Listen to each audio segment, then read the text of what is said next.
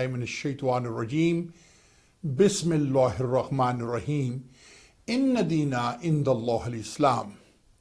इस्लाम ही अल्लाह का दीन है। हस्बुनल्लाहु व निअमल वकील व निअमल मौला निअमल नसीर। अल्लाह तबारक ताला ही मेरे लिए काफ़ी हैं और वही मेरे प्रोटेक्टर हैं। व तुइस्सु मन तशा व तुज़िल्लु मन तशा बियदिकल खैर इन्नका अला कुल्लि शैइन कदीर। अल्लाह सुब्हान ताला ही जिसे चाहे इज़्ज़त देते हैं और अल्लाह सुब्हान ताला ही जिसे चाहे ज़िल्लत देते हैं और वही हर चीज़ पर कादिर हैं। आशिकान पाकिस्तान और टेलीविज़न की दुनिया के दोस्तों, ये वाह टीवी ह्यूस्टन टेक्सास से खादिम पाकिस्तान और गुलाम रसूल जान नासिर अली शाइक अपने प्रोग्राम हालात हाज़िरा के साथ आपकी खिदमत में हाजिर है और सलाम अर्ज़ करता है। नाज़रीन, हमने बहुत से प्रोग्राम पेश किए। कल हमारे काउंसलर साहब को फेयरवेल डिनर था, वो भी उस पर भी किया। आज मैं उनके डिनर में नहीं जा सका क्योंकि दो दफ़ा जाना मेरे लिए बड़ा मुश्किल था। नाज़रीन, आपने हमारे बहुत से प्रोग्राम देखे होंगे और हमारे प्रोग्राम अक्सर पेशतर हालात हाज़िरा पर होते हैं। कुछ मेरी बातें बहुत सख्त होती हैं, लेकिन आज का मेरा प्रोग्राम एक ख़ास इशू पर है।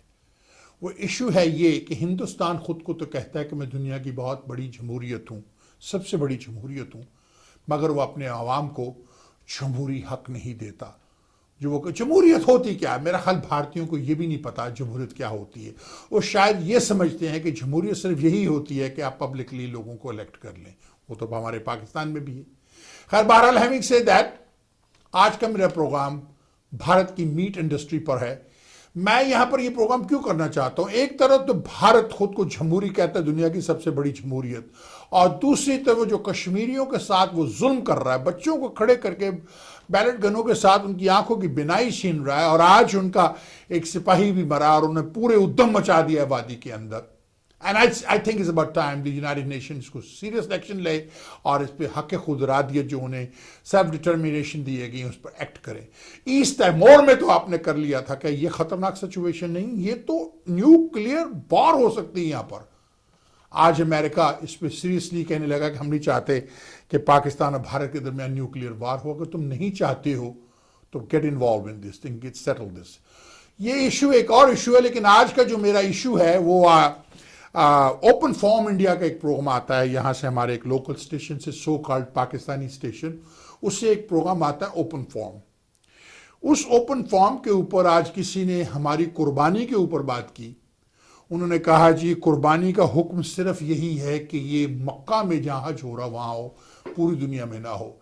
पहली बात तो मैं, मेरे भाई अनइन्फॉर्म भाई, तुम्हें बताऊं, कुर्बानी जो की जाती है हज़रत इब्राहिम से उसको लिंक किया जाता है। Profit Ibrahim, the father of all the profits. हज़रत इब्राहिम से जुडिज्म यानी यहूदियों का मजहब चला। था तो इस्लाम ही, लेकिन यहूदियों का मजहब चला, और यहूदियों में भी कुर्बानी है। वो भी कुर्बानी देते हैं जैसे हम देते हैं। इस तरह यहूदी, तुम्हें इसलिए नहीं पता कि तुम लोगों के साथ, क्योंकि हम मुसलमान रहे 800 बरस, हमने तुम्हें अपना गुलाम बनाकर तुम्हारे ऊपर हुकूमत की, इसलिए तुम जानते हो। और जो ही तुमने हमारी गुलामियत से बाहर निकले, हालात खराब हो गए। हिंदुओं के साथ एक ही तरीके से कुछ लोग कहते रहा जाता है कि इनको गुलाम बना के रखो। अब तूने ये जो की है हरकत के ये मुसलमानों की, अगर यहूदियों को इसका पता चल जाए तो तुम्हारे लिए बड़ी मुश्किल होगी कि तुम्हारा मुल्क उनसे असला लेना चाहता है, बहुत कुछ करना चाहता है। और यहूदी बड़े कंजर्वेटिव हैं जहां उनके मजहब पे आती है, जैसे हम कंजर्वेटिव हैं। इसमें मैं नहीं जाऊंगा। इससे पहले कि मैं कोई और बात कहूं, क्योंकि जो टेप्स आज मैं दिखाने लगा हूं उसमें हिंदू बनिया और मुख्तलिफ चीज़ें यूज़ की गई हैं। सबसे पहले तो नाजरीन मैं आपको ये बता दूं कि I highly and dearly respect Indian people and Hindu religion. मेरी कोई प्रॉब्लम हिंदू रिलीजन के साथ नहीं, ना ही किसी और के, ना ईसाइयत के साथ, ना ही सिखिज्म के साथ, ना ही जूडिज्म के साथ। I am a very open minded American Pakistani, Kashmiri American Pakistani I should say. वालदा मेरी पख्तून, वालिद मेरा कश्मीरी, पैदा मैं लाहौर में हुआ, ग्रो अप मैं अमेरिका में हुआ। तो ये मुझे इसमें कोई प्रॉब्लम नहीं। लेकिन क्योंकि इस वीडियो में उन्होंने बार बार कहा हिंदू बनिया, हिंदू बनिया, हिंदू बनिया, और उसके बाद एक साधु आएगा जो इनका पंडित है, उसने भी कुछ काफ़ी सारी बातें इस पे की, तो आप ये सारी चीज़ सुनेंगे। तो इससे मेरा कोई तल्लुक नहीं। ये चीज़ें मैंने इंटरनेट से ली हैं जो आपके लिए अवेलेबल हैं, and they are not copyrighted. Anybody can take that and I'm showing to you and you should watch. अच्छा, सबसे पहले आप जानते हैं कि कल मैंने ओपन फॉर्म पे कॉल की थी और कुछ बातें ऐसी हो रही थी जहां कश्मीर की बात मैं करना चाहता था, लेकिन वो बात आ गई जमहूरियत पे, मीट पर, कि आप गोश्त नहीं खाते, लेकिन आपके मुल्क के अंदर गोश्त नहीं खाया जाता, मुसलमानों को कत्ल कर दिया जाता है, ना क्रिश्चियन गोश्त खा सकता है, ना मुसलमान गोश्त खा सकता है, ना कोई और गोश्त से मुराद मैं कह रहा हूं गाय का गोश्त, बकरे का नहीं, गाय का गोश्त, और वो आप नहीं खाते और उस पर आप कत्ल गारत कर देते हैं। लेकिन भारत दुनिया का सबसे बड़ा मीट प्रोड्यूसिंग कंट्री है। इसमें जो पढ़े लिखे हिंदू हैं, दे आर कंसर्न, मैं ये नहीं कहूंगा नहीं है, यस दे आर कंसर्न। पढ़े लिखे हिंदुओं के साथ जो तालीम याफ्ता हैं, सिविलाइज्ड हैं, जो अमेरिका में आके सिविलाइज हुए, जो वहां से पढ़ लिख के अभी सिविलाइज नहीं हुए, वो बड़े गुस्से में बातें करते हैं, जैसे कल आपने सुना, वो अनसिविलाइज्ड है। मैं फिर ये भी नहीं कहूंगा कि अनसिविलाइज्ड है, I am sorry for that, वो अभी मिच्योर नहीं है, चले कह लेते अभी मिच्योर नहीं हुआ। आप जब अपने मजहब के बारे में कोई बात सुनते हैं, मैं भी सुनता हूं, तो उसमें तकलीफ होती है, लेकिन we should have a tolerance, level of tolerance. हिंदुओं के पास अनफॉर्चुनेटली टॉलरेंस नहीं है। अगर उनके पास टॉलरेंस होती तो बम्बे का अटैक जो है पाकिस्तान पे इल्जाम न लगाते। अगर उनके पास टॉलरेंस होती तो वो गाड़ी में जो पाकिस्तानी आ रहे थे उस गाड़ी को न जलाते। अगर उनके पास टॉलरेंस होती तो फिर वो एक्सेप्ट करते वो कश्मीरियों के साथ जुल्म कर रहे हैं। उनके पास ना तो वो जस्टिस पे बिलीव करते हैं, ना वो टॉलरेंस पे बिलीव करते हैं। वो चाहते हैं कि we are bigger power. Yes, that's true, India is a bigger power than Pakistan, we are not denying. 4-5 time you are stronger than Pakistan, it's no denial. पहले भी 65 में जब कुत्ते बिल्ली की तरह हमने आप लोगों को मारा था, उस वक्त भी आप हमसे ज्यादा ताकतवर थे, और आज तो बात ही कुछ और है। तो नाज़रीन, हमें ये पता, बात ताकत की नहीं होती, बात जज्बे की होती है, जो भारतीयों के पास नहीं है। मैं कश्मीरी अमेरिकन हूं, पाकिस्तान में पैदा हूं, अमेरिका में ग्रो अप हुआ हूं। बाजनिया की सिचुएशन हुई तो यहां से लोगों ने जाके बाजनिया की जंग लड़ी, एफबीआई को हर चीज का पता था। कारगिल की जंग हुई तो यहां से बहुत से लोगों ने जाके कश्मीर में कारगिल की जंग लड़ी, उनमें ये भी आपका खात्मे पाकिस्तान एक शामिल था। इन हाथों से ने भारतीयों को कुत्ते बिल्ली की तरह काट काट के फेंका। उस पर एक भारतीय ने मेरे उसे कमेंट लिखा कि एफबीआई को पता है कि तुम ये सारे कुछ करके आए। भैया, एफबीआई हर चीज जानती है, तुम पागल समझते हो एफबीआई को, वो नहीं जानते। हमने कोई अमेरिका के खिलाफ जंग नहीं की, हमने कोई अमेरिका के खिलाफ आवाज नहीं है। We are not against the United States, we are not talking about harming America, this is my home. If anybody come and harm America, I will stand up as a bridge between that guy and America, and I will protect America with every dot of my blood, every drop of my blood, and my children will protect the United States because this is our home. So this is not concerning America. America is not concerned about that when we go for fight for freedom.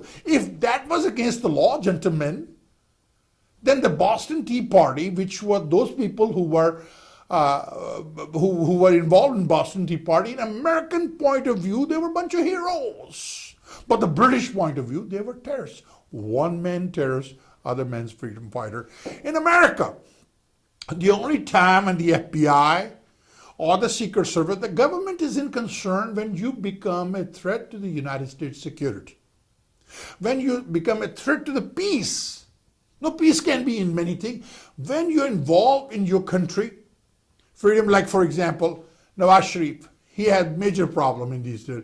If I get involved in Pakistan bringing down the Nawaz government or any other government, a Bhutto government, other government which were there, FBI don't care. As long I'm not a threat to the United States, as long I'm not a threat to the United States security.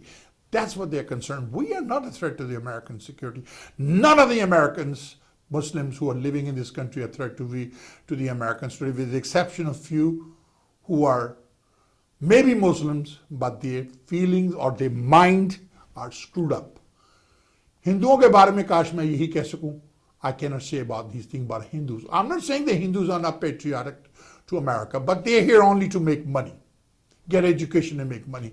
Pakistani people are here also to get education and make money. They're making money, they're living better life than Hindus. Even Pakistanis are living better life in this country than many Hindus in America. This fact. In India, we're talking about meat, but let me give you this. In India, You don't even have a toilet for millions of Indian. करोड़ों Indian के लिए आपके पास toilet ही नहीं है. पाकिस्तान का मुकाबला आप नहीं कर सकते हो.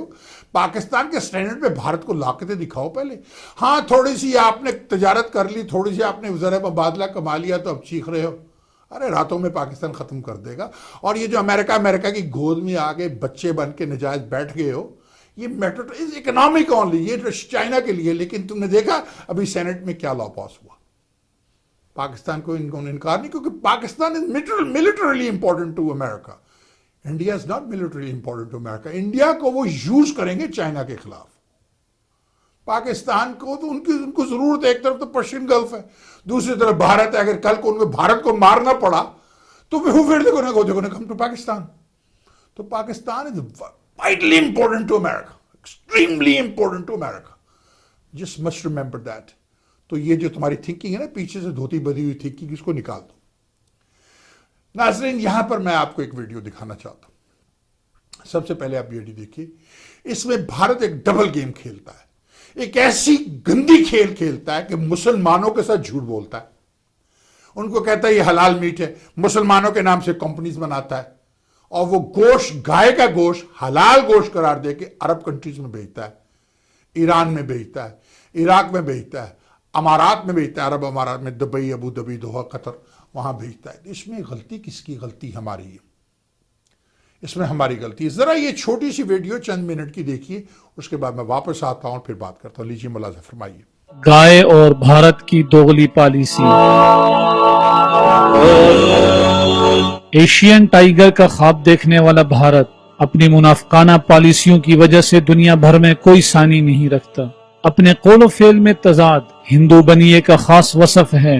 गाय का पुजारी न सिर्फ गौ माता के पेशाब को तबरुक समझकर पी लेता है, बल्कि अगर कोई मुसलमान गाय की कुर्बानी कर ले या उसका गोश्त खरीद ले तो उसे इस नाकाबिले मुआफी जुर्म की पादाश में कत्ल कर दिया जाता है. दूसरी तरफ गाय के साथ इज्जत और एहतराम और प्यार और मोहब्बत का जो रिश्ता हिंदू बनिए ने कायम कर रखा है, और उससे जो दौलत समेटी जा रही है, वो दुनिया की बंद आंखें खोल देने के लिए काफी है.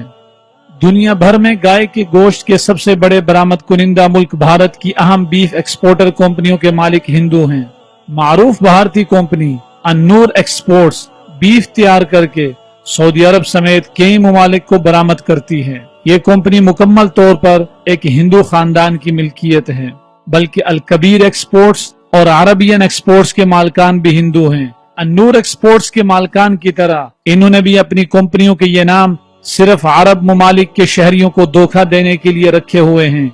अल कबीर एक्सपोर्ट्स के मालिकान सुतेश सबरवाल और अतल सबरवाल बीफ बरामद करने वाले भारतीय ताजरों में सरे फहरिस्त हैं. मुसलमान ममालिक के आवाम को हलाल गोश्त फराम करने वाले ये हिंदू ताजिर सिर्फ अल कबीर एक्सपोर्ट्स के नाम से ही धोखा नहीं दे रहे, बल्कि मुत्तहदा अरब अमारात में उनकी कंपनी तय्यबतुल मारात के नाम से दुकानों पर गोश्त फराहम कर रही है. इसी कंपनी का एक और नाम तबर्रुक है. जापानियों को बीफ बेचते वक्त यही कंपनी सामुराई बन जाती है और बरतानिया में फाल्कन फूड्स के नाम से काम करती है.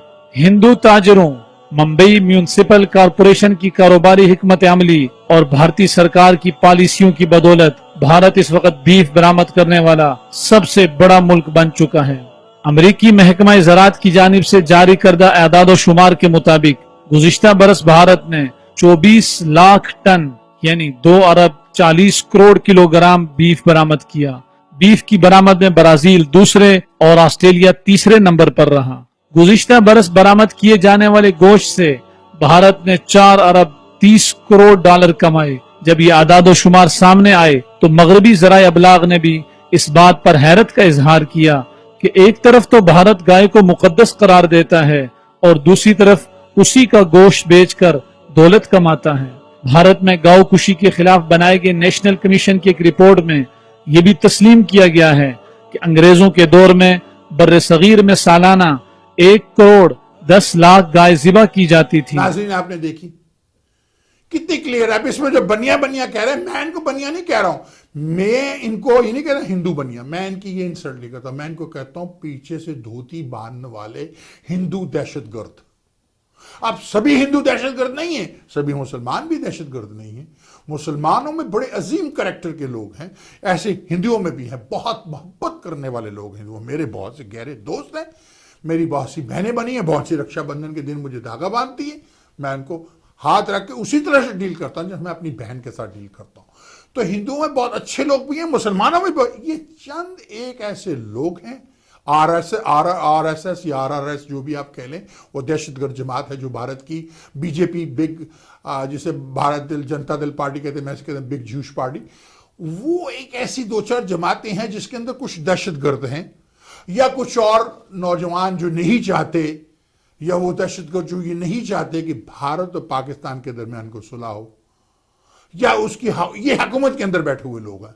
आवाम से अगर आप बात करें, पाकिस्तान भारतीय आवाम से, तो वो मोहब्बत चाहते हैं, वो एक दूसरे से प्यार करते हैं, वो एक दूसरे से तजारत करना चाहते हैं, वो सब कुछ करना चाहते हैं। लेकिन ये सरकारी तौर पर हमारे भी और इनके भी और हमारे भी जरा सी प्रॉब्लम होती है तो हमारे बॉर्डर पर ठू ठू ठू ठू शुरू कर देते हैं। तो नाज़रीन, इसीलिए मैंने कहा था कि आज़ाद कश्मीर को हक खुदराती दे दो, पर यहां पर एक इंटरनेशनल इशू आ जाता है। कश्मीर तो एक रियासत है, दो तो नहीं है ना, एक इधर की एक उधर की। अगर हम दे देते तो हम तो यही तो भारत चाहता है, हम इसे दो में बांट रहे। तो इसको it is very important. I think every Pakistani, 2 million Pakistanis residing in the United States should write 2 million letters to the United Nations and to the President of the United States. It's but time that we need to हक खुदराती। कश्मीरियों में बहुत कुर्बानियां दी हैं, हम पर जो जंगें मुसल्लत की हैं वो होनी नहीं चाहिए थी। भारत की हटदर्मी से हुई है और भी होगी। लेकिन भारत को एक बात बता दूं, परवेज मुशर्रफ ने कारगिल में तुम्हारे दांत खट्टे कर दिए थे। अगर नवाज शरीफ उनकी बात मान जाता, अगर नवाज शरीफ क्लिंटन को गिवन ना करता, तो आज दिल्ली हमारे पास होता। कश्मीर तो फरू होता ही होता, दिल्ली भी हमारे पास होता। यहां मैं भारतीयों को एक और बात बताऊं, मेरा नाम तो आप जानते हो ना क्या है। मेरे चचा जो ब्रिगेडियर थे 1965 में, ब्रिगेडियर शामी, जिन्हें हलाल जुर्रत मिला, खेमकरन जीत के दिया था उन्होंने पाकिस्तान को। तुम लोगों का तो ख्याल था कि जिम खाना में रात को जाके हम डांस करेंगे, और हिंदुस्तान का आकाशवाणी झूठों की नानी अनाउंस कर रहा था कि हमारी सेना नारकली में घूम रही है, लाहौर में है, और मैं अनारकली में लाहौर स्पोर्ट्स पे बैट लेने गया हुआ था। उस वक्त हैरान हो गया मैंने। लाहौर स्पोर्ट्स का जो लड़का था, उनका मालिक का बेटा, उससे पूछा ये भारतीय फौज कहाँ है? उन्होंने कहा ना गटर से देख, थले देख, नाली तली ना आ रही हो। ये तो आलम थी भारतीयों की, झूठ थी, हमेशा झूठ बोलते हैं। और यही आपके गवर्नमेंट की सबसे बड़ी प्रॉब्लम है, जो मेरे पीछे से धोती बांधने वाले हिंदू दहशतगर्द भाइयों को समझ नहीं आती है कि भारत की हुकूमत आपसे इंतहा से ज्यादा झूठ बोलती है। आरएसएस आपसे इंतहा से ज्यादा झूठ बोलती है। वो आपको सच नहीं बताते हैं। सच तो ये है कि कारगिल में पाकिस्तान ने कुत्ते बिल्ली की तरह हम उनसे मुजाहिदीन से आपको पिटवा दिया था। अभी तो फौज मुकम्मल तौर पर इन्वॉल्व हुई थी, पीछे थी फौज। उस वक्त इन्वॉल्व हुई थी जब आपने शेलिंग फौज पर शुरू की थी। उस वक्त मुशर्रफ ने कहा था कि आप इन्होंने केमिकल वॉरहेड शुरू किए हैं, मैं भारत ने मारने, मुझे इजाजत दो, मैं इन पर मिसाइल मार के इनको उड़ा दूं। समझे आप? वो आपकी किस्मत अच्छी थी कि आप जैसे चीखता हुआ आपका prime minister Lal Bahadur Shastri Russia के पास गया था, क्योंकि हमने तो आपसे उस वक्त तकरीबन पंजाब छीन लेना था, with in matter of days Punjab छीन लेना था और दिल्ली तक पहुंचाना था हमने। और फिर आपका बहुत बुरा हाल होना था।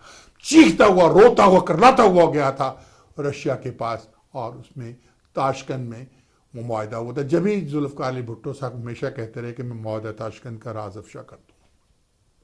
ये तुम्हारी असलियत है, झूठे मक्कार धोखेबाज, पीछे से धोतनी बांधने वाले हिंदू दहशतगर्द। अब सब नहीं, चंद वो जो दहशतगर्दी करते। इस तरह हम में भी हैं मुस्लिम दहशतगर्द, या हमारे लोग दहशतगर्द हम में भी हैं, दोनों तरफ हैं, आपके नहीं हमारी तरफ भी हैं। You have some terrorists, we have some terrorists. I'm not saying that only Hindu terrorists, there are Muslim terrorists also who are created a problem, who do not, वो सोच ही नहीं सकते कि हिंदुओं और पाकिस्तानियों में, इंडिया और पाकिस्तान में सुलह हो जाए। क्योंकि अगर सुलह हो गई तो ये दुनिया की एक ताकतवर तरीन नेशन बन जाएंगे, जो कोई बनने नहीं देना चाहता। बड़ी ताकतें भी नहीं चाहती कि आप बने। तो लीजिए, अब इससे पहले कि मैं और बात कहूं, झूठों की नानी, आपको दिखाऊं कि आपकी हुकूमत आपसे झूठ कैसे बोलती है।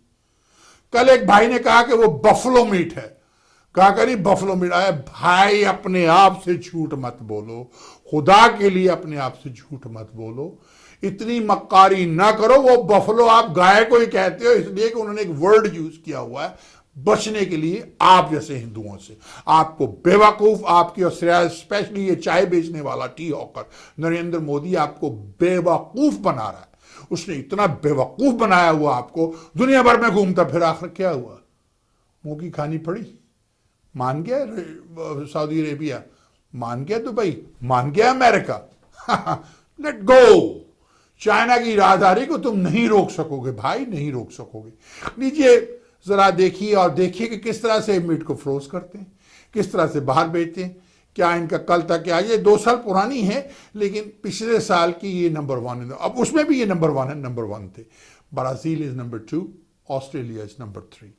ये सो कॉल्ड इंडिया जो अपनी सो कॉल्ड सिटीजन से झूठ बोलता है, अपने शहरियों से झूठ बोलता है और उनको कहता है कि आप गाय का गोश्त, मांस नहीं खा सकते हो, गोश्त नहीं खा सकते हो, लेकिन दुनिया में गाय का गोश्त बाहर जाता है, उसके बाद बांग्लादेश को भी देता है। और अब और बहुत सी बातें करनी है। लीजिए पहले ये वॉच कीजिए और उसके बाद मैं आपको एक पंडित की भी कुछ बातें सुनवाऊंगा। लीजिए देखिए, मुलाजा फरमाइए और फिर मैं वापस आता हूँ।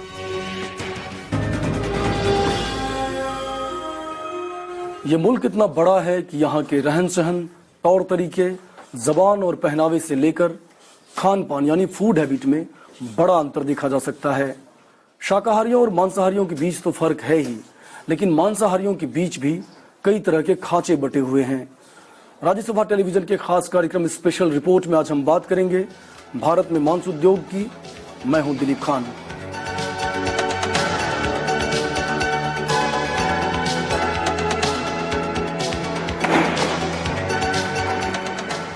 ये डिब्बा अब निर्यात के लिए तैयार है।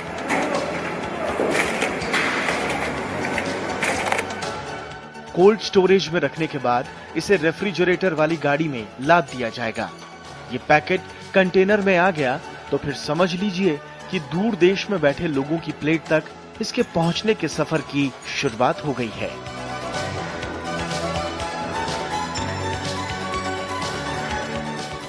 भारत में ये कारोबार बहुत पुराना नहीं है, लेकिन पिछले 2 दशकों में यहाँ मांस उत्पादन लगातार बढ़ा है।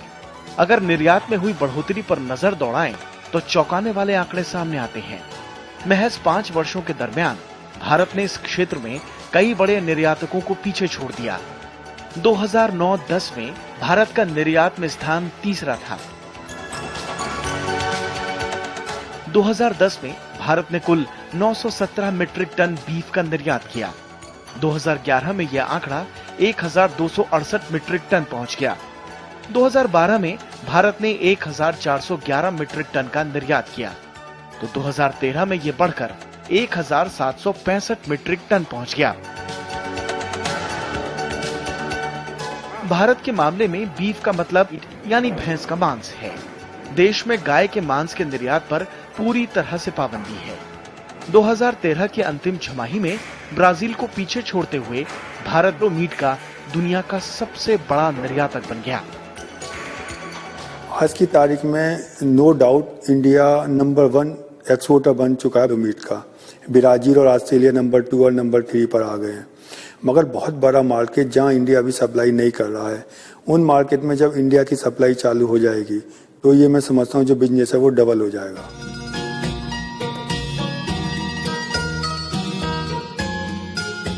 भारत अभी चीन और रूस जैसे बड़े उपभोक्ता देशों को मांस का सीधे निर्यात नहीं करता, लेकिन कुल 65 देश हैं जहां भारत से मांस भेजा जा रहा है। दक्षिण पूर्व एशिया भारतीय मांस का सबसे बड़ा आयातक है। इसके बाद खाड़ी देशों का नंबर आता है, लेकिन उत्तरी और पश्चिमी अफ्रीका के अलावा यूरोप में भारत से बड़ी मात्रा में मीट का निर्यात हो रहा है। अकेले वियतनाम में भारत के कुल निर्यात का लगभग 40% हिस्सा जाता है। बीते 1 साल में वियतनाम को हुए निर्यात के कुल मूल्य में 229% की बढ़ोतरी दर्ज की गई है। मात्रा के लिहाज से देखें तो ये इजाफा 100% के आसपास ठहरता है। 65 कंट्रीज मीट एक्सपोर्ट करते हैं और ज़्यादातर हमारा मैक्सिमम मीट जो जाता है वियतनाम को जाता है और उसके अलावा 64 और कंट्रीज हैं डायरेक्ट एक्सपोर्ट चाइना में और रशिया में मार्केट अभी खुली नहीं है। गवर्नमेंट का प्रयास जारी है।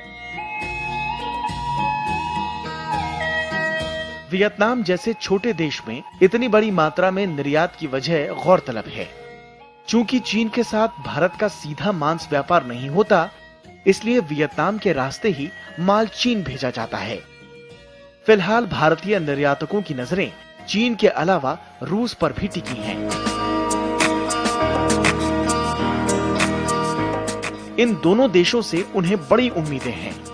दुनिया में होने वाले कुल मांस आयात का लगभग 20% इन दोनों मुल्कों को जाता है।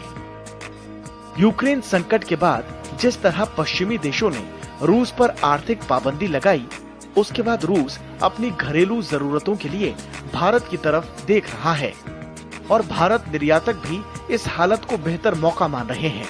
इस बात की पुष्टि सरकारी एजेंसी कृषि और प्रसंस्कृत खाद्य उत्पाद निर्यात विकास प्राधिकरण यानी एपिडा भी करती है।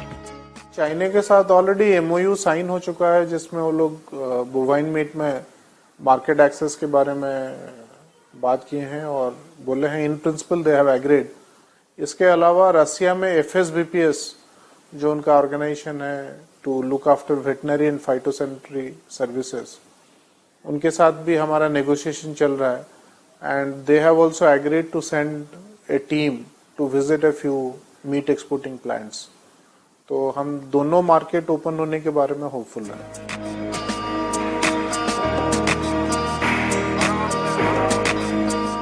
इन दो बड़े उपभोक्ता देशों के साथ सीधा व्यापार शुरू होने की आस कई कारोबारी लगाए बैठे हैं।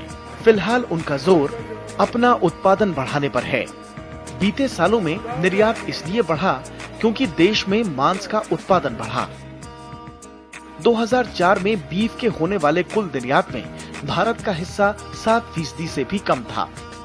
2010 में पहली बार यह आंकड़ा प्रतिशत में 2 अंकों में पहुंचा और 2014 आते आते कुल निर्यात में भारत की हिस्सेदारी 20% के पास पहुंच गई। हालांकि भेड़ बकरे और मुर्गे का भी भारत से निर्यात होता है, लेकिन तेजी से बढ़ोतरी बीफ के निर्यात में ही हुई है। इस सूरत को देखते हुए कारोबारियों में काफी उत्साह है। खेती और पशुपालन से जुड़ी तमाम सामग्रियों में निर्यात पर ध्यान दें तो लिस्ट में मांस का स्थान दूसरा है। भारत से इससे ज्यादा निर्यात सिर्फ बासमती चावल का ही होता है। भारत में मांस निर्यात में हुई बढ़ोतरी की एक वजह तो ये है कि पिछले कुछ वर्षों में यहाँ पर इस उद्योग में कई नए कारोबारी सामने आए हैं, लेकिन दूसरा महत्वपूर्ण कारण ये भी है कि इन जानवरों की भारत में बड़ी तादाद है और इस बड़ी संख्या को यहाँ के कारोबारी पोटेंशियल के तौर पर देख रहे हैं।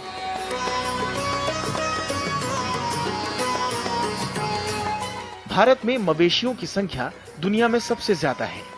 लगभग 58% मवेशी भारत में है, जबकि लो मीट की घरेलू खपत बहुत कम है और यही वजह है कि उत्पादन के मामले में चौथे स्थान पर रहने के बावजूद निर्यात में भारत नंबर 1 बन गया।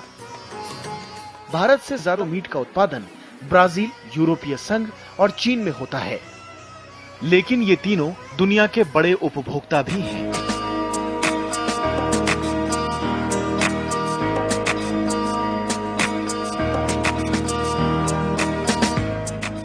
भारत की कंपनी अलाना पूरी दुनिया में फ्रोजन हलाल बफेलो मीट की सबसे बड़ी उत्पादक और निर्यातक है। इस वक्त देश लो मीट का लगभग 40% हिस्सा अकेले निर्यात करती है।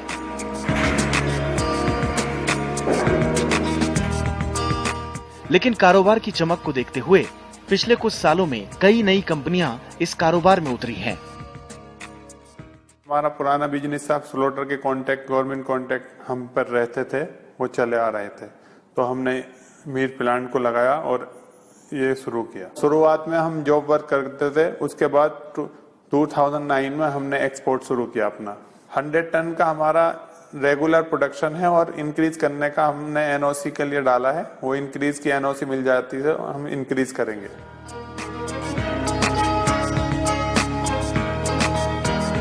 देश में मांस निर्यात के लिए हर कंपनी के लिए एपिडा से लाइसेंस लेना जरूरी है। एपिडा ने जानवरों को ढोने से लेकर रखने, बूचड़खाने में काटने और मांस के पैकेजिंग तक हर चरण के लिए नियम कायदे बनाए हुए हैं। एपीडा ने जिन कंपनियों को लाइसेंस दिया है उनके लिए गुणवत्ता और स्वच्छता का मानदंड बनाए रखना जरूरी है। ऐसे में जो बड़ी कंपनियां हैं वो इन सारी चीज़ों को ध्यान देने के लिए प्रयोगशाला लाती हैं और एक्सपोर्ट से पहले तमाम जांच पड़ताल के बाद ही उसे बाहर भेजा जाता है।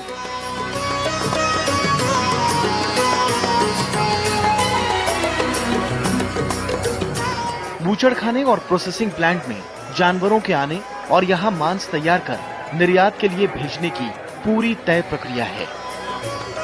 ये समूचे देश में लगभग एक जैसी है।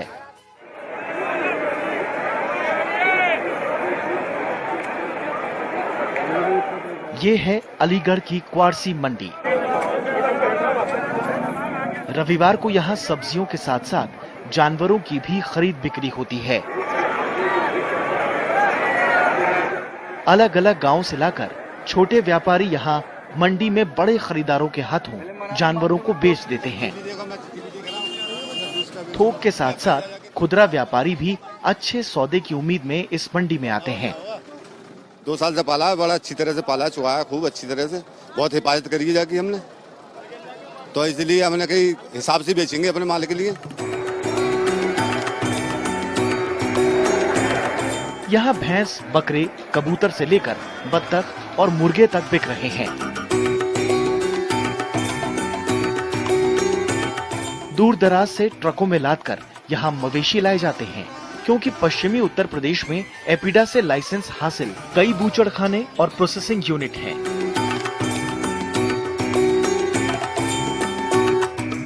उत्तर प्रदेश देश में सबसे ज्यादा मांस उत्पादन करने वाला राज्य है। अकेले अलीगढ़ में कई ऐसे प्लांट्स हैं। जाहिर है यहाँ जानवरों की मांग बहुत ज्यादा है। इन प्लांट्स में सप्लाई के लिए बड़े व्यापारी मंडियों का चक्कर लगाते रहते हैं।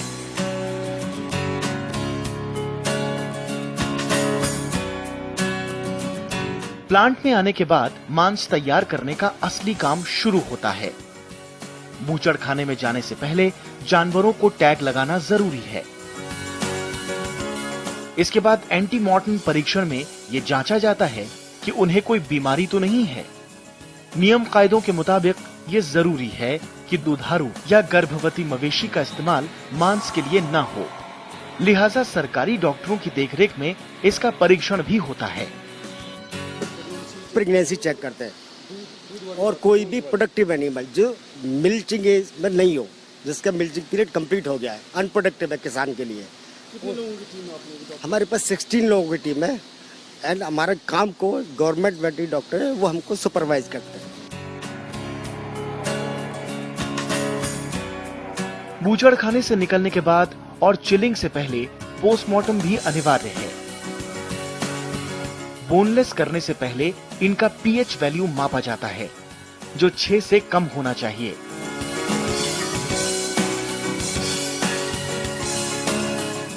चिलिंग के बाद 24 घंटे के भीतर तापमान 4 डिग्री सेल्सियस से कम कर दिया जाता है। फिर हड्डियों को अलग करने की प्रक्रिया शुरू होती है।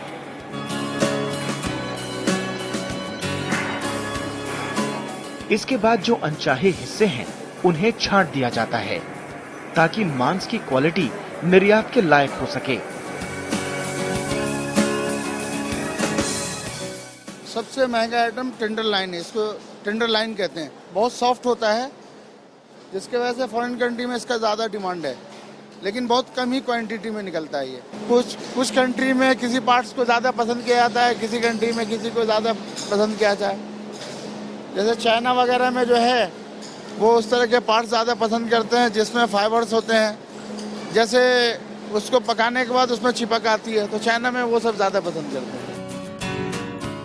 पैकेजिंग के लिए इसी विभाग में बंटवारा हो जाता है। छोटे पैकेट, बड़े पैकेट, मझोले पैकेट, हर हिस्से की अलग अलग मांग है। ये छोटा वाला हिस्सा कीमा बनाने के काम आता है और इराक के लिए इसे खास तौर पर पैक किया जा रहा है। हालांकि पश्चिमी देशों में बर्गर के लिए भी इसकी बड़ी मांग है।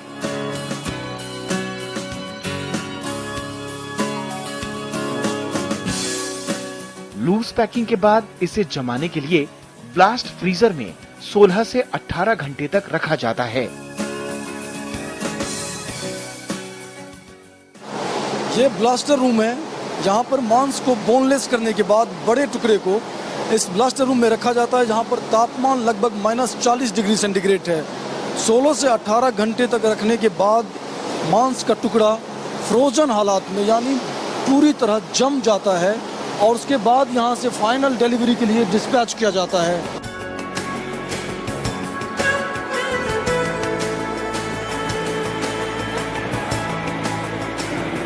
अब ये मांस 1 साल तक खाने लायक बन गया है। फ्रीजर से निकलने के बाद जिन देशों में इसे भेजा जाना है, उनकी भाषा में सूचनाएं इस डिब्बे पर चिपकाई जाती हैं। पैकिंग के बाद इसे मेटल डिटेक्टर मशीन से जांचा जाता है ताकि धातु का कोई टुकड़ा अगर इसके भीतर रह गया हो तो उसे हटाया जा सके।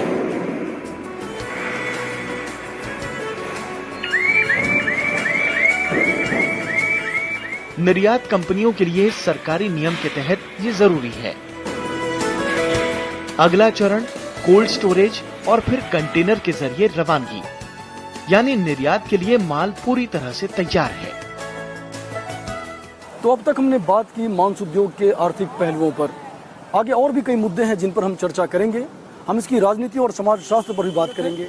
स्पेशल रिपोर्ट में आज हम बात कर रहे हैं भारत के मांस उद्योग की।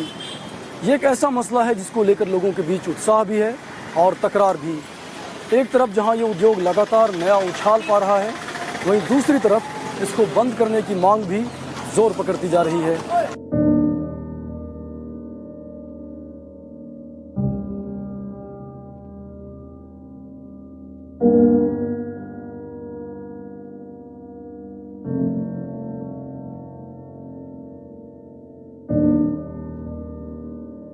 हम इनको तंदुरुस्त बनाते हैं खिला पिला के, और कसाई वगैरह जो होते हैं वो ज्ञापन नहीं रहती भैंसे, वो कच्चे मुफ्त जैसे पैसों में ले जाते हैं और वहाँ कट्टी घर में कटवा देते हैं वो लोग, और इस कट्टी घर से हमें बड़ा नुकसान हुआ था।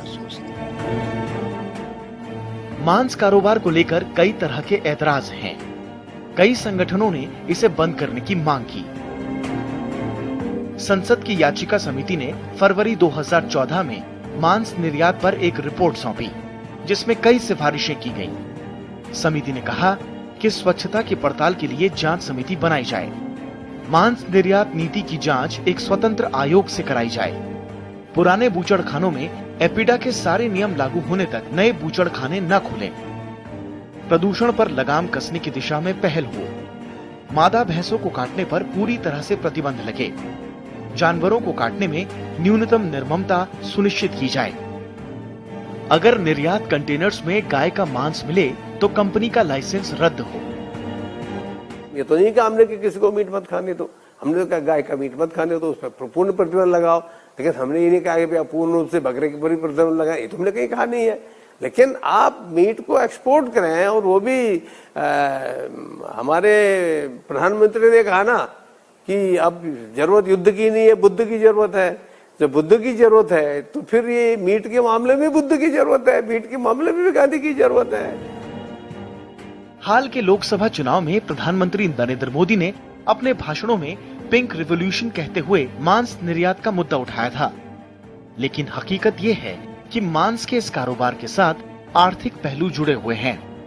इसीलिए तकरीबन हर राज्य में पिछले 10 साल में इस कारोबार में दोगुना इजाफा हुआ है। भारत में 2007-2008 में महज 40 लाख टन का मांस उत्पादन होता था। ये 2009-10 में 45 लाख टन हुआ और 2011-12 में ये आंकड़ा बढ़कर 55 लाख टन पहुंच गया। इस उत्पादन में उत्तर प्रदेश, आंध्र प्रदेश, पश्चिम बंगाल, महाराष्ट्र, तमिलनाडु और केरल सबसे आगे हैं। जो बीट इंडस्ट्री है, ये एक बहुत बड़ी नेशनल जो इम्पोर्टेंस की इंडस्ट्री है, जिसमें small farmers, medium farmers, landlords farmers जो बफेलो रियर करते हैं, उसके बाद पहले तो यूज़ करते हैं दूध के लिए। जब वो भैंस दूध देना बंद कर देती है और इकोनॉमिकली अनवायबल होती है और नॉन प्रेगनेंसी वीक होती है, जो नहीं होती है, नहीं कर सकती है, उनको फार्मर रिप्लेस करता है। जब वो रिप्लेस करता है तो वो जानवर जो हैं जो उसके काम के नहीं हैं वो मीट इंडस्ट्री में आ जाते हैं। उसके बदले में उनको अच्छा पैसा मिल जाता है और कुछ अपनी तरफ से ऐड करके वो नई भैंस खरीद लेता है ताकि उसका जो है परिवार चलता रहे, उसकी इनकम बढ़ती रहे।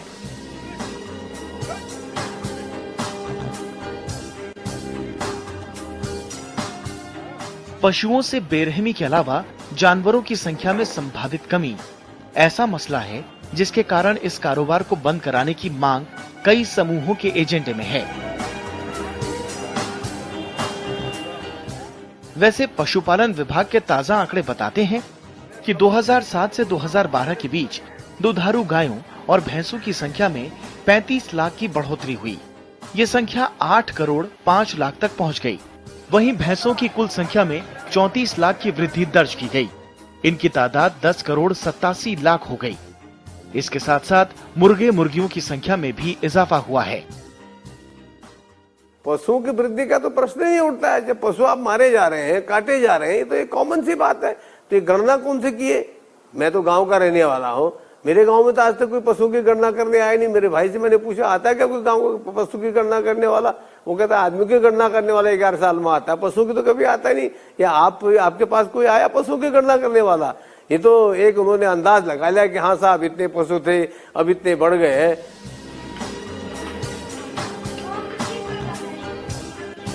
एक दलील ये भी है कि मांस उद्योग के चलते दूध उत्पादन पर खराब असर पड़ा है।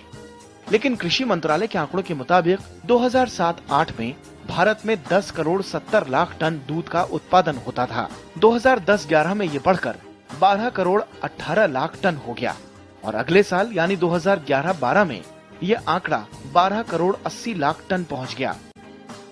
दूध उत्पादन में भी उत्तर प्रदेश सबसे अव्वल है।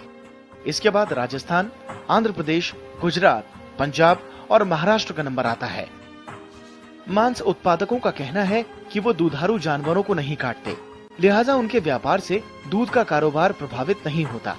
मांस निर्यात की नीति से जुड़े लोगों का मानना है कि इस कारोबार पर पाबंदी लगी तो उससे भारी आर्थिक नुकसान पहुंच सकता है।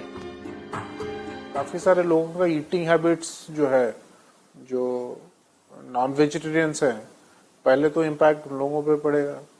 Secondly, meat industry also is helping so many people in employment, in so many farmers in getting a good remunerative price for their buffaloes, for their goats, sheep. कल के डेट में अगर बंद हो जाता है तो जो बफलो को 25-30 हजार रुपए में बेच पा रहा है वो शायद उतने रुपए में नहीं बेच पाएगा। So farmers will also be disadvantage. And apart from that, a large volume of foreign exchange earning is also happening through meat export. वो भी बंद होगा।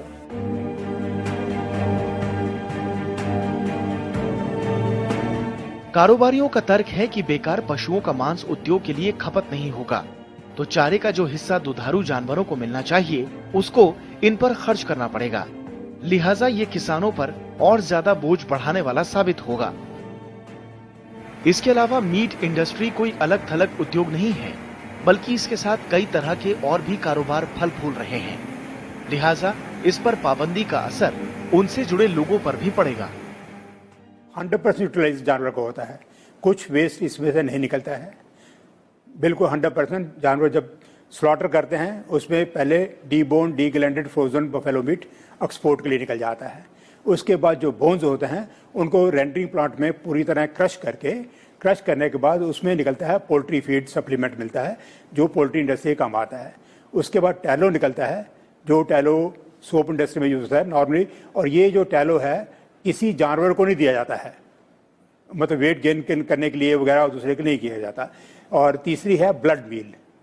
ब्लड मील जो है फिशरी प्रोडक्शन में काम आता है जिसका कि 90% आपका प्रोटीन है।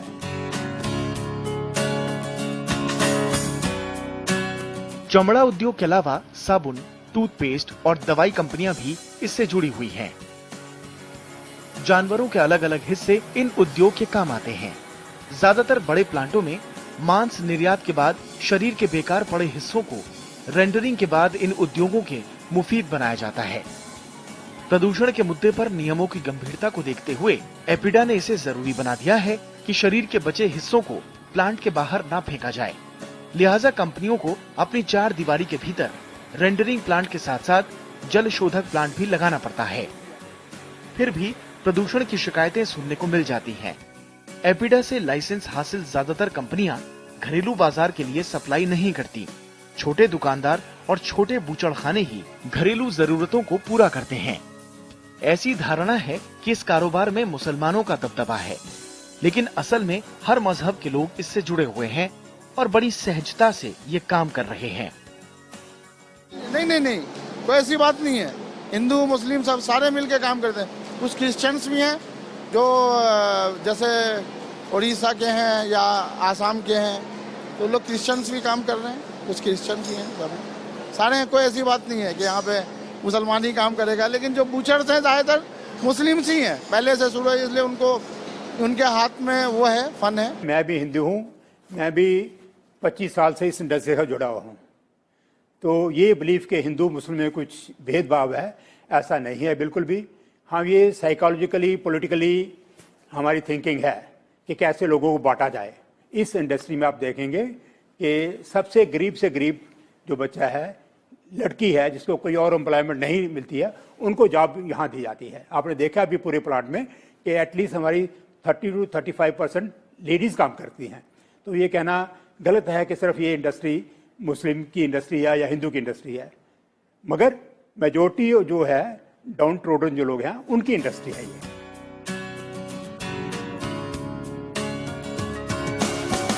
फिलहाल भारत से पोर्क निर्यात नहीं होता, लेकिन एपिडा का मानना है कि कारोबारियों ने इस दिशा में रुचि दिखाई तो इस पर आगे बढ़ा जा सकता है।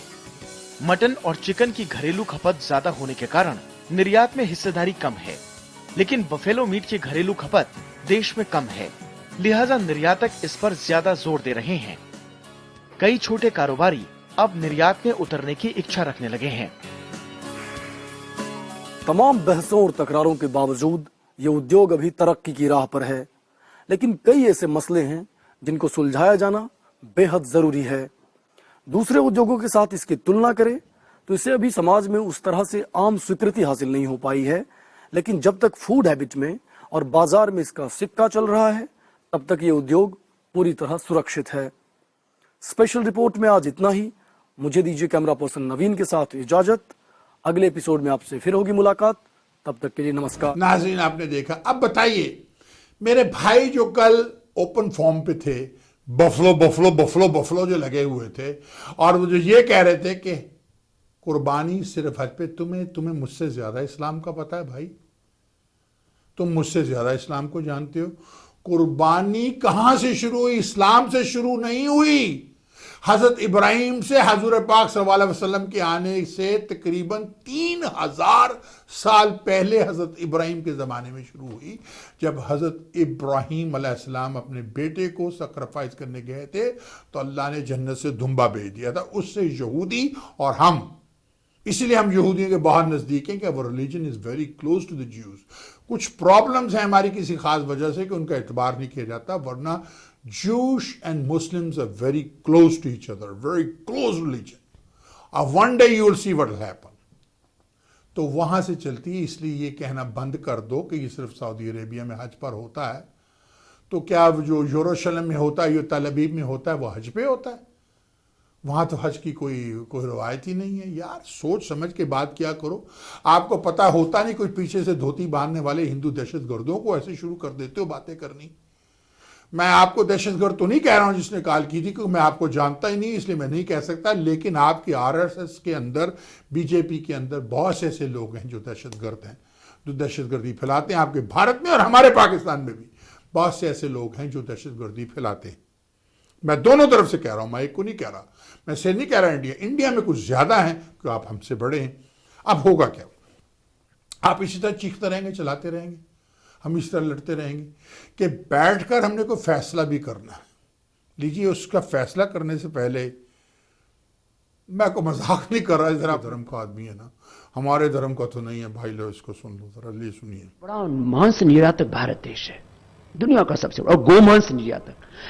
भारत में सरकारी आंकड़ों के अनुसार, मैंने सरकार की सारी वेबसाइट्स के ऊपर और सारे मंत्रालय के जितने भी आंकड़े, उनके अनुसार देश में 1 करोड़ गोवंश का कत्ल होता है हर साल। ये गवर्नमेंट के आंकड़े, मेरे नहीं।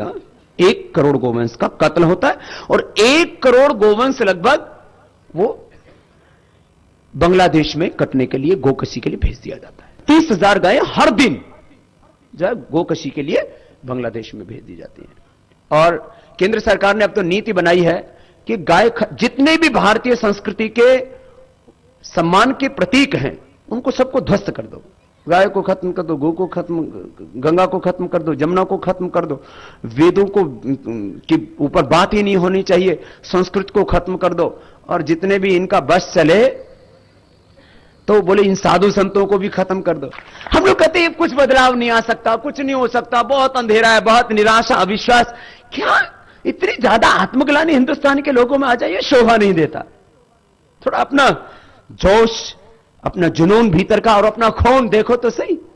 कौन हो तुम? हम सब भगवान की संतान जो है, हम सब ब्रह्मवंशी हैं। देखो ये सब यदुवंशी और सूर्यवंशी, चंद्रवंशी, ये वंशी वो वंशी, हम सब भगवान के वंश के हैं।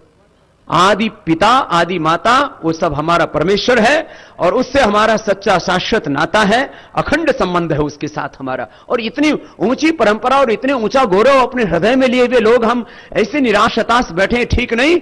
इसलिए अब 2014 में उसकी सरकार बनेगी जो गौ की रक्षा करेगा, धर्म की रक्षा करेगा और राष्ट्र की रक्षा करेगा। ऐसा एक पूरे देश में जुनून पैदा होना चाहिए। अब बहुत याचना करते रहते हैं, यहां ये नियम बना दो, यहां ये कानून बना दो, क्या क्या करे। अब तो सब कुछ बदलना पड़ेगा। अब एक एक छोटी छोटी बातों से कुछ बनने वाला नहीं है।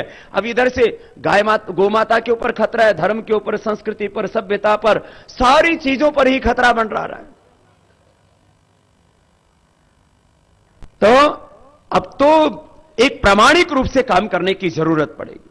भाई बहनों, लोग कहते हैं गाय की सेवा करते हैं तो पैसा बहुत खर्च होता है। अरे भाई, पैसा खर्च होता है तो अच्छे काम में कर लो ना। अब हर घर में बीमारी है, कोई घर ऐसा बाकी नहीं जहां बीमार ना हो। शहरों वालों के लिए, अब शहर वाले, चलो भाई गाय तो कुछ देगी, ये कुत्ता क्या देता है? और आजकल तो दिल्ली, कलकत्ता, मुंबई में नियम बना दिया कि आपका कुत्ता लैट्रिन करता है तो आपको उठाना पड़ेगा। तो एक पॉलिथीन लेकर के जाएंगे जेब में, हाँ, और उधर घुमाएंगे जहां आदमी घूमते ना, मुंबई, कलकत्ता, दिल्ली जैसे शहरों में। बोले गाय नहीं घुमा सकते आप सड़कों पर, कुत्ते घुमा सकते। फिर उसका जो कुत्ता का मालिक होता है वो लैट्रिन उठाता है कुत्ते के और अपने जेब में रख लेता है। हाँ, ऐसे करते हैं। ये आप लोगों को हंसी लग रही होगी, ऐसा हिंदुस्तान में शुरू हो चुका है। पहले विदेशों में होता था कि कुत्ता लैट्रिन करे तो उसको हम देखते थे, बड़े, हमें तो ऐसे सूग आती थी, क्या कर रहे हैं सर, कुत्ते की लैट्रिन अपने जी। अब हिंदुस्तान में यहां, अब बताओ, बड़े बड़े जो है, जितने बड़े उतने सड़े, क्या मतलब कुत्ता कुतिया घुमाएंगे, लैट्रिन करे तो उसको उठा करके और जेब में डाल लेते हैं। पहले से हाथ में दस्ताने पहन के जाते हैं, सलीके से उठाते, पढ़े लिखे लोग जो लोग हैं, so called idiot class, literate idiots. तो कुत्ता रखेंगे, और वो भी देसी नहीं, विदेशी, विदेशी कुत्ता, विदेशी पंछी घर में, विदेशी घोड़ा, विदेशी गधा, विदेशी गाय, सब कुछ, साबुन, शैंपू, हाँ, बाल देसी, पैंटीन, और क्या, हैंड एंड शोल्डर, जब बाल देसी, शैंपू विदेशी, आंख देसी, चश्मा विदेशी, दांत देसी, कोलगेट, पेप्सोडेंट विदेशी, सब कुछ विदेशी, सब तन देसी, ऊपर से वस्त्र विदेशी, पैर देसी, जूता विदेशी, सब कुछ, और सब कुछ विदेशी विदेशी होता होता गौ माता भी विदेशी होगी। ये क्या हो गया इस पूरे हिंदुस्तान में? बहुत बुरा हाल है हिंदुस्तान में। अजय बोलते हैं गाय को रखते हैं तो उसमें उसके ऊपर खर्चा आता है, ये आता है। अच्छा, मैं अब 2-3 आपको उदाहरण देता हूं। आप जो ये 30, 40, 50 लाख की गाड़ी खरीदते हो, इसमें कितना खर्चा आता है? और खाली थोड़ी दूर चलते हो। बड़े लोग बाहर जाते हैं तो प्लेन से जाते हैं। चलते कितनी दूर है? 5-10 किलोमीटर। उसके लिए 50 लाख की गाड़ी खरीद लेंगे। और उसका एवरेज होता है फिर 50 लाख की गाड़ी का 5-7 किलोमीटर चलते 1 लीटर में। फिर 10-20 लाख 50 लाख का हार खरीद लेते हैं। ये हार कौन सा दूध देता है भाई? जब 10-20 लाख का हार खरीद करके अपने गले में फांसी का फंदा डाल सकते हो, हाथों में हथकड़ियां डाल सकते हो, पैरों में बेड़ियां डाल सकते हो, तो गोमाता क्यों नहीं पाल सकते हो? खर्चा कहां है इसमें? और ये तो खर्चे वाली बात तो बिल्कुल समझ में आती ही नहीं है। अब देखो जो है भारत में सब मंत्रालय हैं, जानवरों के, बंदरों के लिए, शेरों के लिए, हिरणों के लिए, मछलियों के लिए, और दारू वाला भी मंत्रालय, आबकारी मंत्रालय होता है। अब हिंदुस्तान में गोरक्षा के लिए स्पेशल मंत्रालय होना चाहिए। क्यों नहीं होना चाहिए? क्यों? बड़ा विचित्र देश है हिंदुस्तान, इसमें गोरक्षा नहीं हो सकती, बाकी कुछ भी हो सकता है।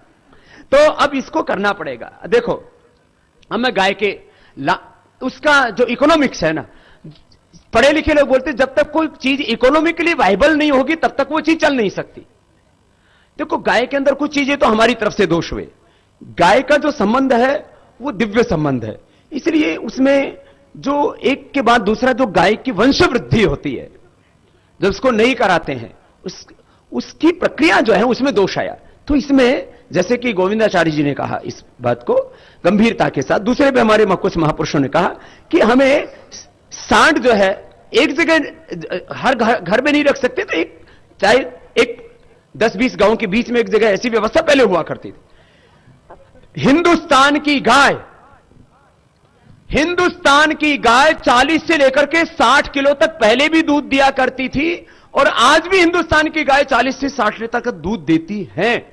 लेकिन अब वो घटते घटते बहुत कम आ गया, बहुत कम गायों में ऐसा रह गया। हमने भी करीब 400-500 गोवंश रखा हुआ है, और जब लोग उन गायों को देखते हैं और उनका दूध देखते हैं तो 8 तरह की करीब देसी नस्ल की गायें। बोलते बाबा जी ऐसी इतनी अच्छी स्वस्थ गायें कैसे? मैंने कहा ये तो स्वस्थ ही रहती है गायें तो, और बीमार नहीं होती 99%।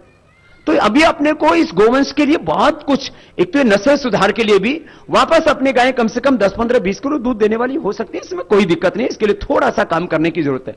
अभी जो उपलब्ध गाय है उसके बारे में बात करता हूं। एक गाय से 15 एकड़ जमीन पर आराम से खेती कर सकते हो।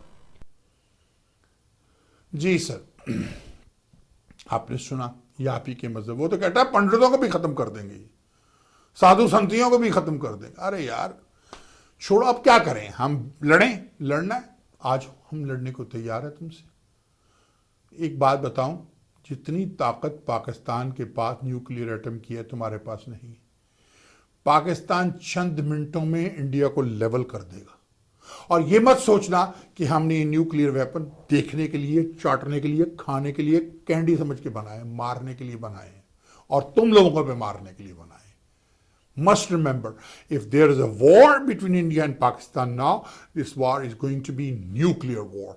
Pakistan have a heavier or bigger or more nuclear weapons than India, and accurate and better weapons than India. Better missile system than India. ये मत सोचो, पहले भी before in 1965, India was also powerful than Pakistan, and then in 71, you said हमने मशरकी पाकिस्तान ले लिया. Was you able to touch West Pakistan? Then West Pakistan, now it's only Pakistan. And that situation was different. एक तो मुक्ति बहिनी आपके साथ थे, दूसरे बीच में इंडिया था. We could not send the army, otherwise आप तो 1000 साल में भी पाकिस्तान से जंग नहीं जीत सकते. याद रखना मेरी बात.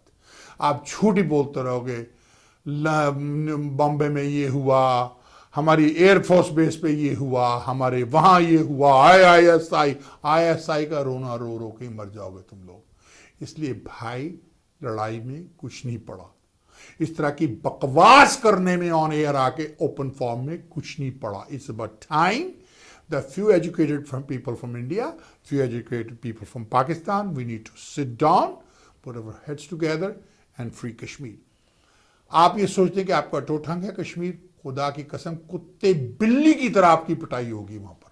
सुकून तो आपको मिल नहीं रहा. आपका क्या ख्याल है? आपने 60 दिन से वहां पर कर्फ्यू लगाया हुआ है, मार डाला लोगों को, मर गए वो. अरे मुसलमानों ने सब्र की ना आले अली से, हजूर की आल से, हुसैन से सीखा है. जिस हुसैन ने हमें सब्र करना सिखाया है, तुम लोग क्या यार छोड़ो. तुम मुसलमानों का मुकाबला, उनके सब्र का मुकाबला नहीं कर सकते। हज़रत बलाल का नाम सुना है तुमने? बलाल हबशी का, उस पर तपती हुई रेत पे लटका, फिर भी वो कहता था अल्लाह वहाद, अल्लाह अल्लाह समद, अल्लाह समद, अल्लाह अकबर, अल्लाह अकबर, फिर भी वो वही कहता था। अल्लाह के दीन से मोहब्बत करने वाले लोग, तुम कुछ भी कर लो, वो नहीं डरते किसी से। हम नहीं डरते किसी से। ठीक है, Bharat is 4-5 time bigger power than Pakistan, वही है, आपकी बिगर सेना है, आपके पास ज़्यादा एयरफोर्स जहाज़ हैं, आपके पास ज़्यादा शिप्स हैं, आपका मुल्क बहुत बड़ा है, आपकी आवाम बहुत बड़े हैं, लेकिन आपके पास जज्बा नहीं है। आप बुज़दिल कौम हो। पाकिस्तानियों के पास जज्बा है। आप देख लें, पिछले 25-30 साल से हम पहाड़ों में लड़ रहे हैं। रशिया को बीट किया किसने? पाकिस्तान ने। तुम रशिया को बीट कर सकते हो? 1000 साल में बीट नहीं कर सकते। ठीक है, अमेरिकन असले से किया, लेकिन ताकत तो हमारी थी ना, असला इनका था, दिमाग और पावर तो हमारी थी। अभी हमने वजीरिस्तान से सब कुछ जो क्लियर किया है, उसमें किसी का हाथ नहीं था, पाकिस्तान ने अलोन किया। Great job for the Pakistan arm forces.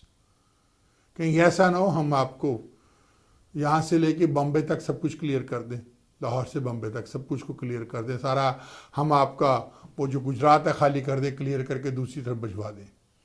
इसलिए it's about time we need to let this stupidity go. आप एक दो बाजरे मुल्क हो जिसमें डबल स्टैंडर्ड है, आप मुसलमानों को गोश्त खाने नहीं देते हो, और फिर ये कहना कि law is against the law. हाँ ठीक है, आपके कंट्री में अगेंस्ट द लॉ, लॉ बनाया किसने? अनफेयर लॉ है। इसलिए कि जिस मुल्क में लॉ चेंज ना किया जा सकता, वहां हिंदू मेजॉरिटी हो, वो मिनॉरिटी का कुछ शेषो ही ना हो, तो वहां लॉ क्या चेंज होगा? अब उस साहब ने कल कहा जी जाओ इंडिया में पार्लियामेंट में जाके लॉ चेंज कर लो। कैसे कर लें? हाँ पाकिस्तान हो तो हम लॉ चेंज कर लें, अमेरिका हो तो हम लॉ चेंज कर लें। तुम्हारे तो स्टैंडर्ड ही ऐसे हैं, तुम्हारे तो धर्म के खिलाफ तो कहते हो ये हिंदू कंट्री है।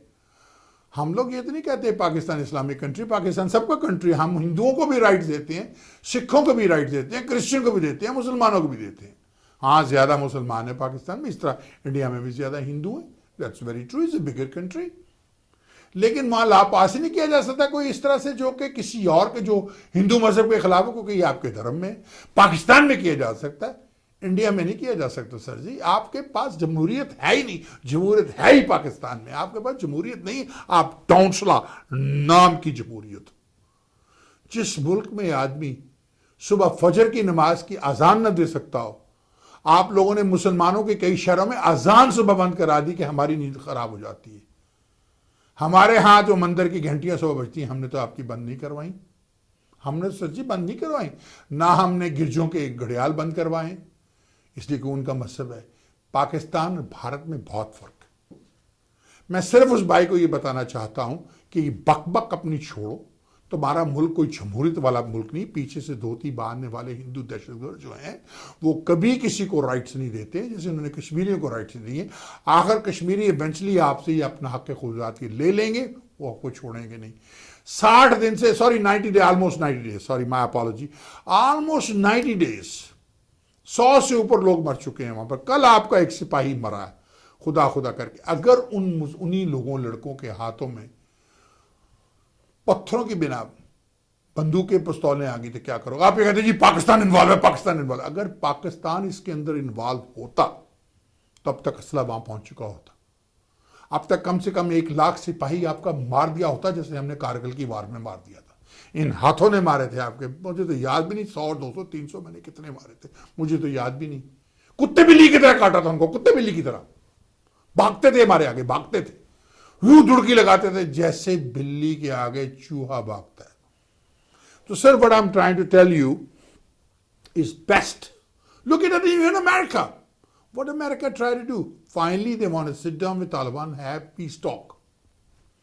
They sit down with Cuba after so many years, have peace talk. Now have diplomatic relations thanks to President Obama. At the end, the best way to handle is the peace. Talk with the dialogue, have a dialogue sitting on the table. If you have a problem with somebody, sit down at the table to like two educated people. War or guns, not the answer. But if you're going to, अगर आपने मुसल्लत की, if you're going to force war in Pakistan, Pakistan going to beat the daylight out of you. ये आपको गलत ख्याल है कि हम बहुत बड़ा आ जाओ, एकदम मुझे एक बंद कर आ जाओ, फिर आ जाओ। अगर हमने कह दी ना आ जाओ, तो तुम भाग के सिंध में छुपने की तुम्हारे पास जगह नहीं होगी बच्चे, याद रखना मेरी बात। मैं आपसे सिर्फ कह रहा हूं कि मुसलमानों को मत ललकारो, कहीं ये ना हो कि अगर हम आ गए तो आपके पास छुपने के लिए पूरे भारत में कोई जगह भी नहीं मिलेगी। इसलिए मेरा ख्याल है कि अगर आप इसे सीरियसली लें, आप रखें अपने मुल्क में ban meat for the Hindus, ban for the Hindu, लेकिन मुसलमानों को, नॉन मुस्लिम को गाय का गोश्त खाने की इजाजत है। जब भी आपने कहा वो बिरयानी ब्रिगेड था, आप वो छापे मारते फिर रहे हैं कि बुरगानी कहीं बीफ बिरयानी तो नहीं है। अरे यार तुम कुछ भी कर लो, लोग खाने वाले खाते ही होंगे, गाय कटती होगी तुम्हारे अपने स्लैडर में, तुम्हारे हिंदू गाय। इस तुमने वीडियो में देखा, हिंदू भी हैं, मुस्लिम भी है, सिख भी हैं, ईसाई हैं, सब है इस कारोबार में, सिर्फ मुसलमान नहीं है। सिर्फ मुसलमान स्लैडर हाउस सिर्फ मुसलमानों के पास नहीं। वो आदमी क्या कहता है मैं हिंदू हूं। तो ये बातें सोचने की हैं मेरे भाई, इसको छोड़ो। खैर मैं चलता हूं। चलने से पहले मैं हमेशा आपको एक बात कहता हूं, मैं अकेला ही चला था जानबे मंजिल, मगर लोग साथ आते गए, एक कारवां बनता गया। और मेरी माँ के वो अल्फाज, तुम दिए बादे मुखालिफ से ना घबरायो काब, ये तो चलती है तुझे ऊंचा उड़ाने के लिए। नाज़रीन आपने अपनी दिखती हुई आंखों से मुझे देखा, सुनते हुए कानों से सुना, धड़कते हुए दिल से मुझे महसूस किया। अभी सोचते हुए दिमाग से सोचें कि जो बातें मैंने की हैं क्या उनमें सच्चाई है। भारत खुद को एक दुनिया की बहुत बड़ी जमहूरियत कहता है, वहाँ जमहूरियत नाम की कोई चीज़ नहीं। कश्मीरियों को वहाँ के खुद रादियत वो नहीं दे सकता, सिखों को वो नहीं दे सकता, केरला की रियासत वालों को वो नहीं दे सकता, हैदराबाद दक्कन में राइट्स वो वायलेट कर रहा है। उसके बाद और क्या, असम में वो कर रहा है। उसके बाद मुसलमान गोशवानी खा सकते हैं, ईसाई वहाँ नहीं देते, गाय वहाँ से बानी हो सकती है। लेकिन दुनिया का सबसे बड़ा कॉ मीट प्रोडक्ट उनकी है, दुनिया में स्लाटर करके दुनिया भर को वो गोश्त बेचता है। और मुसलमानों के कंट्रीज में झूठ बोलकर, मकाई से, फ्रेब से, मुसलमान नामों से ऑर्गेनाइजेशन बना के बेचता है। लेकिन इसमें गलती किसकी? It's about time that all of you need to contact the Muslim world people, to contact Saudi Arabia, Iran, Dubai, that this is what India is doing. These are Hindu companies, we don't even know if this is a halal meat or not. So think about it. इनको down लाने के बहुत से तरीके हैं। Let's bring them to the equilibrium, जहाँ इन्हें आना चाहिए, और maybe take them below.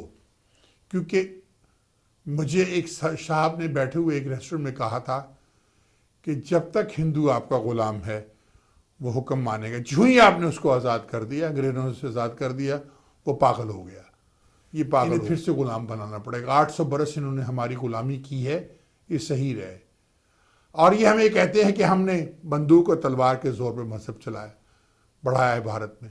अगर हमने ये किया होता तो 800 बरस हमने तुम पर हुकूमत की है, आज एक भी हिंदू आना होता।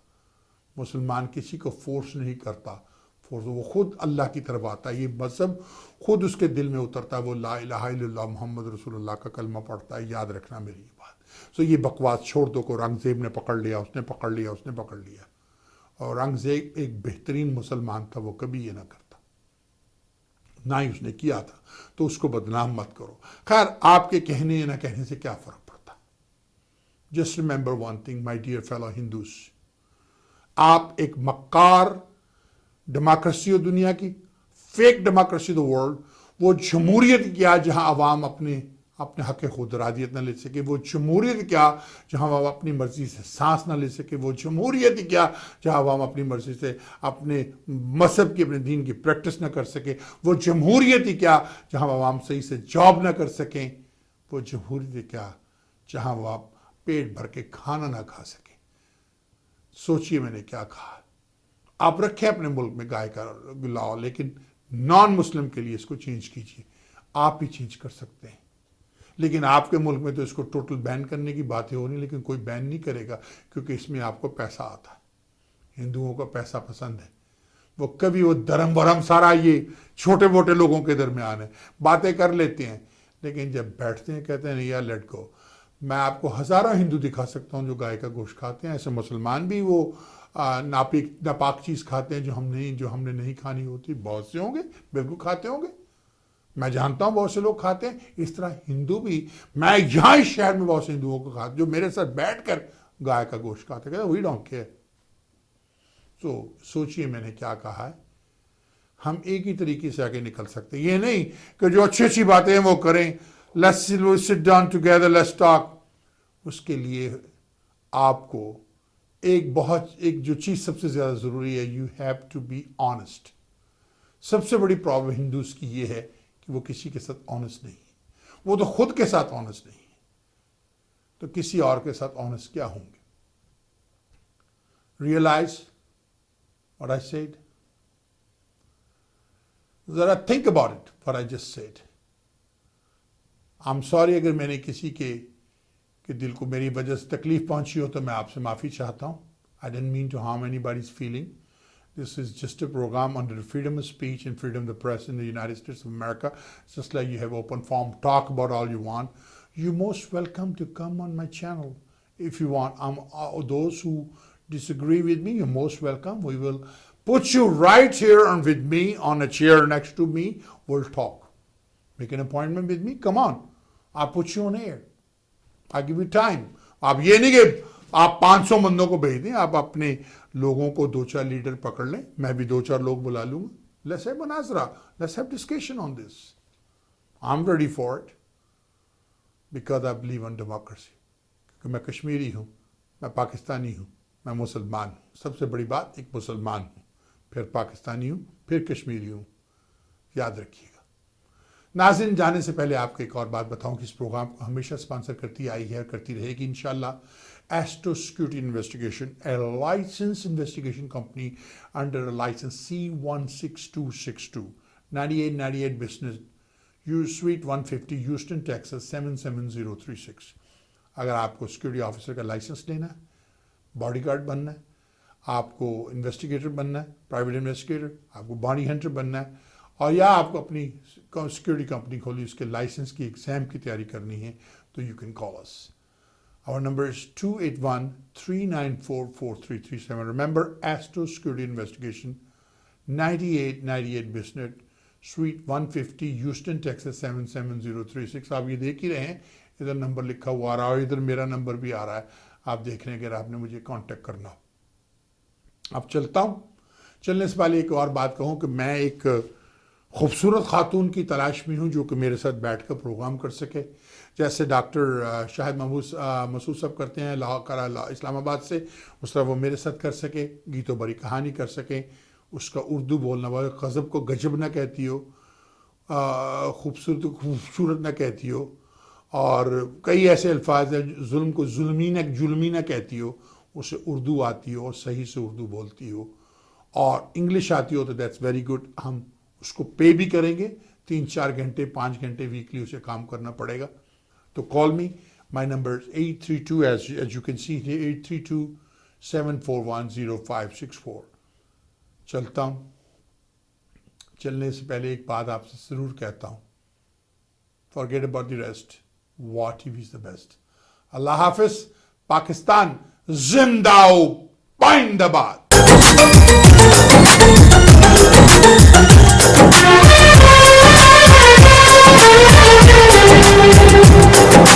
इन लोगों को समझ नहीं पाओगे दिल पर जानी, गाय जिनकी अम्मा है और भैंस जिनकी नानी। इन लोगों को समझ नहीं पाओगे दिल पर जानी, गाय जिनकी अम्मा है और भैंस जिनकी नानी। गाय के पिछवाड़े से भरते पीने का पानी, फटे फटाफा तो कहते हैं था कोई पाकिस्तानी। देखो ये है हिंदुस्तानी, देखो ये है हिंदुस्तानी, देखो ये है हिंदुस्तानी, देखो ये है हिंदुस्तानी।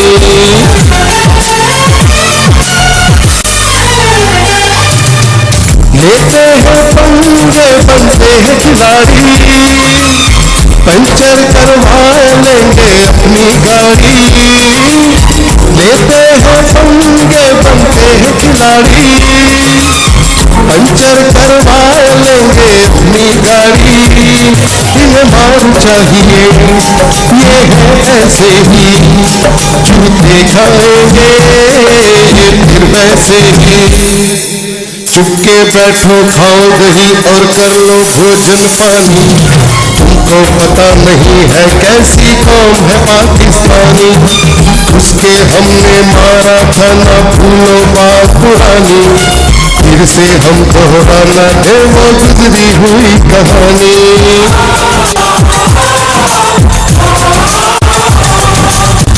आंखों में सुपर पावर के सपने हैं, भूखे नंगे जिनके शहरी अपने हैं, आंखों में सुपर पावर के सपने हैं, भूखे नंगे जिनके शहरी अपने हैं। चाहे वाला कुछ बदला तो नहीं है, मोदी पागल ये समझा तो नहीं है। जितनी भी अफगानिस्तान में कर ले तरफदारी, अभी भी इनके हो नहीं सकते ये भाई अफगानी, इनको डबोएगा एक दिन गंगा मैया का पानी, मिल जाएगी मिट्टी में इंडिया की राह कहानी। देखो ये है हिंदुस्तानी, देखो ये है हिंदुस्तानी, देखो ये है हिंदुस्तानी, देखो ये है हिंदुस्तानी।